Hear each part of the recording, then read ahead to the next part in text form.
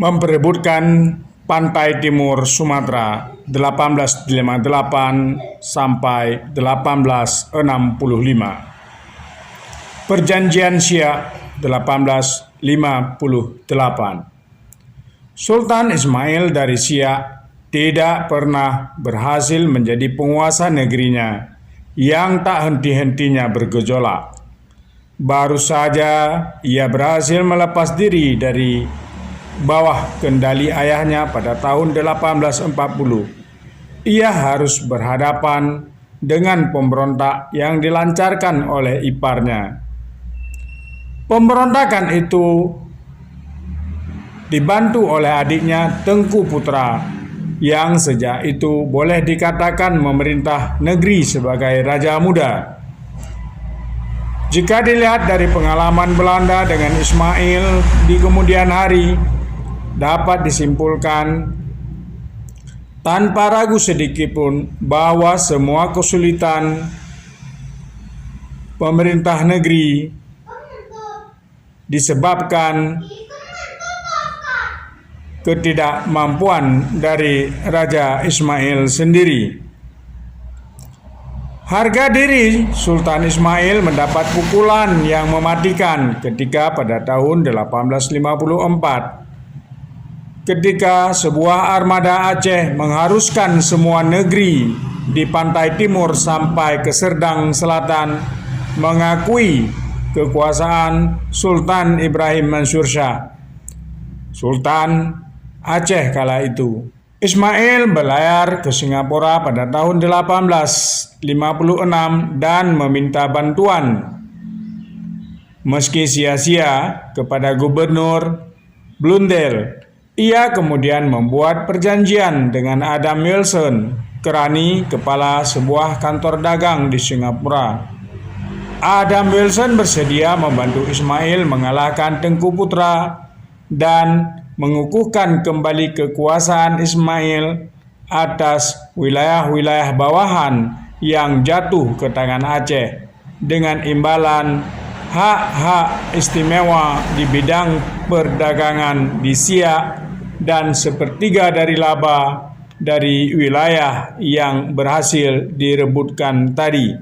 Utusan Belanda mengadakan dan membuat perundingan dengan Sultan Ismail, Tengku Putra, dan 4 kepala suku Siak untuk membuat sebuah perjanjian politik yang resmi. Perjanjian ini ditandatangani pada tanggal 1 Februari 1858. Isi perjanjian itu penting tidak saja bagi Siak, tetapi juga sebagai model ekspansi yang dilancarkan Belanda kelak ke Sumatera. Penguasa Siak mengatakan Siak sebagai bagian dari Hindia Belanda di bawah kedaulatan Belanda pada pasal 1 dan mengizinkan Belanda mendirikan pos militer sebagai awal di Bengkalis, kemudian di tempat-tempat lain yang disepakati bersama. Kemudian pada pasal selanjutnya, semua pengganti sultan dan raja muda wajib menyatakan setia sebelumnya kepada gubernur jenderal dan mendapat persetujuan dari wakilnya, Residen Riau.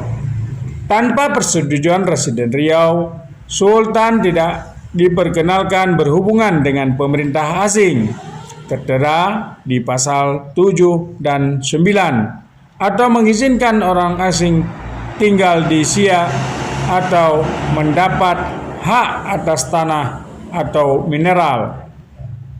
Pasal 12 dan 17, kemudian Hindia Belanda jika menghendaki dapat mengambil alih pajak kesultanan dan dari pendapatan lain dengan syarat para kepala suku diberi ganti rugi yang sepadan.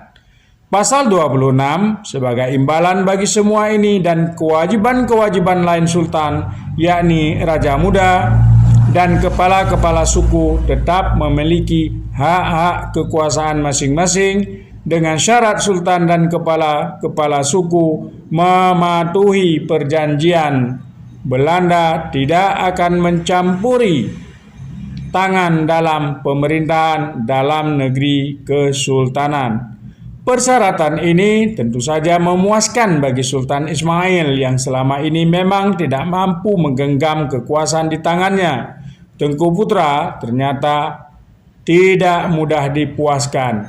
Meski kekuasaan secara de facto diakui tegas dalam pasal 31, Sultan setuju untuk menyerahkan pemerintah negerinya kepada gubernur atau raja muda.